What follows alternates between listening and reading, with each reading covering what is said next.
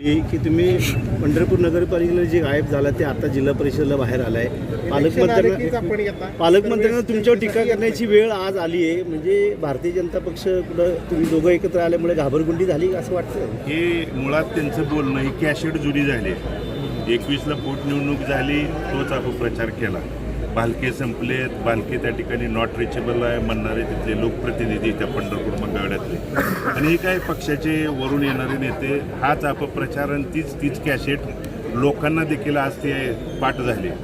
24ला संपले म्हणणाऱ्यांनी इथल्याच मायबाप जनतेने 1,16,717 मतदार बंधू भगिनीने आशीर्वाद दिला. नगरपालिकेच्या इलेक्शन दीड महिन्यापूर्वी पण हेच कॅशेट त्यांनी वाजवून दमले.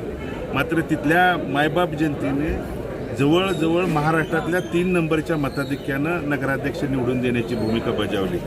कोण संपलंय म्हणणं किंवा कुणी त्या ठिकाणी नॉट रिचेबल आहे म्हणणं हे तुम्ही म्हणून नाही, ज्या दिवशी लोक म्हणतील, लोक नाकारतील त्या दिवशी त्या ठिकाणी वस्तू.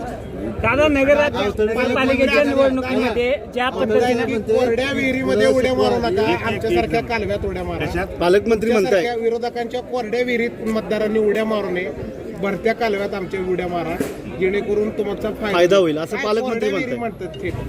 मुळात ते एक संविधानिक पदावरती बसणाऱ्या मंत्री महोदयांची अशी वक्तव्य म्हणजे संविधानासाठी त्या ठिकाणी पायमल्ली करणारी त्यांची त्या ठिकाणी ती वक्तव्य आहेत. कालचं जर बोलणं बघितलं, या जिल्ह्याचे पालकमंत्री म्हणून तुम्ही विकासाच्या बाबतीत लोकांच्या काय करणार आहे, काय केलं हे मुळात त्या ठिकाणी सांगायला पाहिजे होतं. पण खालच्या पातळीला तुम्ही त्या पदावरती जाऊन देखील तुम्ही जर पातळी सोडून टीका टिप्पणी करत असाल आणि कोण छोटा आहे कोण मोठा आहे हे त्या ठिकाणी सांगणं ही लोक ठरवतात, तुम्ही कुणाच्या सांगण्यावरून त्या ठिकाणी ठरत नसतं. त्यामुळं असं लोकांनी ठरवलंय कशात उडी मारायची, कशात कुणासोबत जायचं, काय जायचं, ते उद्याच्या 7 तारखेला मतदान रूपी आशीर्वादातून दिसून येईल. साहेब म्हणतात की तुमच्या मुलाला शिकवा, मोठं करा, उद्योगधंद्याला लावा, धन टापट्याला लावू नका.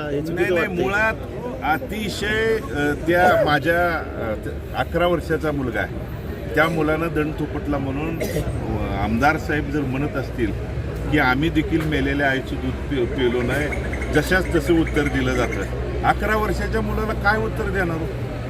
किती यांची नैतिकता, मनाच्या विचाराची, बुद्धिमत्तेची मला कधी कधी कीव येते.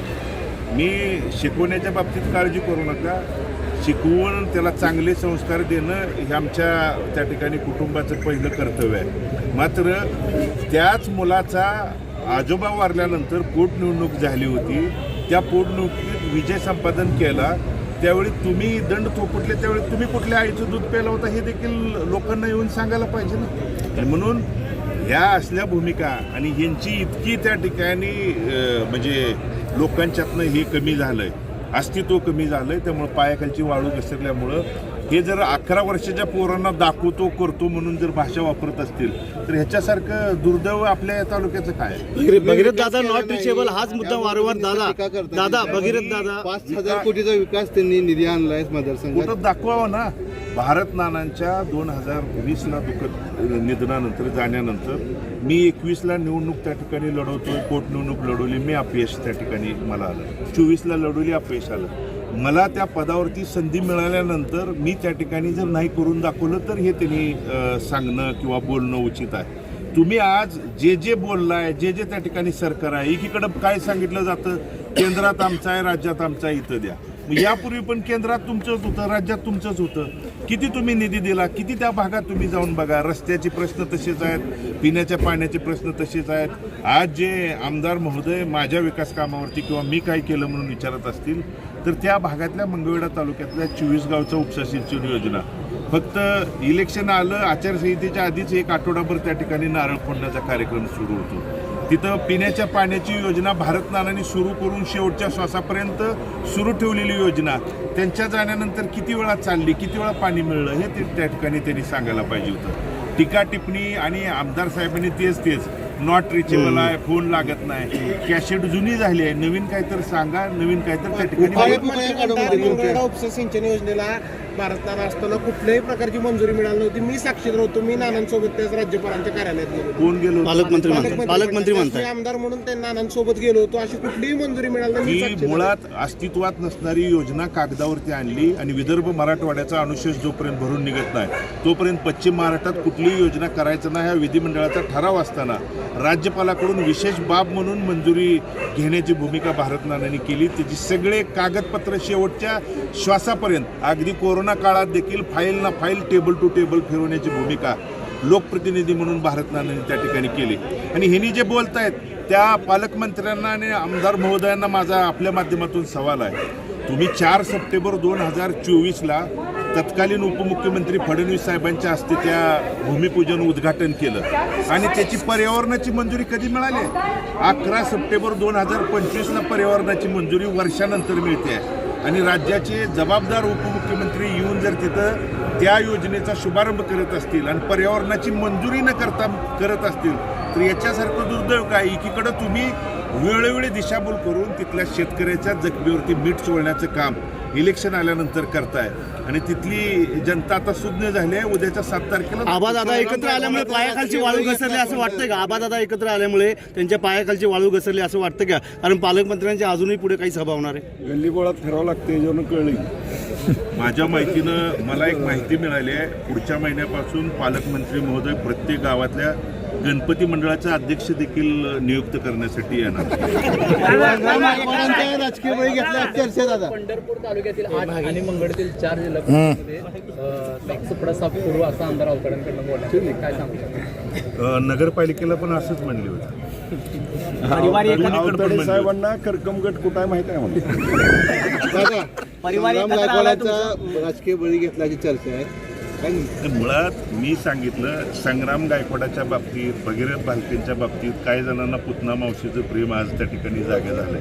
संग्राम गायकवाडाच्या राजकीय भवितव्याची काळजी तुमच्या माध्यमातून त्यांना मी सांगतोय कोणी करायची त्या ठिकाणी करू नका, काळजी करू नका.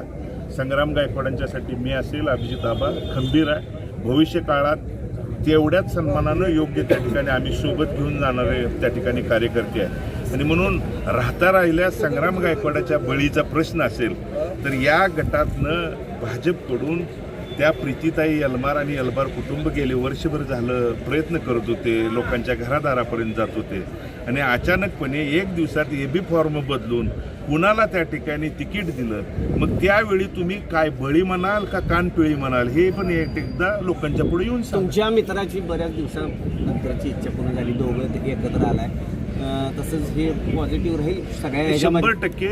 कारण आमच्या ह्या परिवाराची विचारधारा तुम्ही जर बघितली अगदी 1980-85 पासून जर बघितली तर परिवार हा एकसंघपणे एका विचारधारेवरती काम करणारा आमचा परिवार आहे. आणि बापूंनी असेल, नागेश काका आणि तालुक्यातल्या असंख्य वडीलधारी ज्येष्ठ मंडळींनी नगरपालिकेच्या पूर्वीच त्या ठिकाणी एकत्रित या आणि तसा प्रयत्न देखील बापूंच्या माध्यमातून सगळ्यांच्या माध्यमातून झाला होता. त्याला काय अडचणी झाल्या कशा आल्या हे आपल्याला सगळ्याला ते ज्ञात आहे. मी त्या जुन्या गोष्टीत त्या ठिकाणी जात नाही. पण जिल्हा परिषदेला परत एकदा मी एकत्रित येऊन एका विचारधारेनं कायमस्वरूपी एकसंघ राहण्याची भूमिका त्या ठिकाणी बजावली. त्याला मायबाप जनता तर न्याय देईल, सोबत राहील. पत्रकार बांधवांना देखील आपल्याला विनंती करतो तुम्ही देखील खाजगीत तुमचे जे आमच्याबद्दल एकमत होतं ते भविष्य काळात उद्याच्या आठवडाभरात तेवढंच प्रेम आमच्या माध्यमातून दाखवा. चेअरमन साहेब काल तुमच्या भावाच्या विरोधात प्रचाराला गेले होते, काय फरक पडेल का? चेअरमन साहेब महान व्यक्तिमत्व आहेत. मी ते बोलणे आहेत पण त्यांचा त्या ठिकाणी मी कार्यकर्ता म्हणून त्यांच्याकडे काम केलं होतं. तिथले लोक ठरवतील. विरोधकांच्या पॅनलमध्ये कोणाला मेन आहे असं तुमच्या युतीवर टीका केली. कोणी केली? कल्याणराव काशीगावात साहेबांना एवढे दिवस मेळ घाला म्हणत होतो, घातला नाही त्यामुळे हे झालं.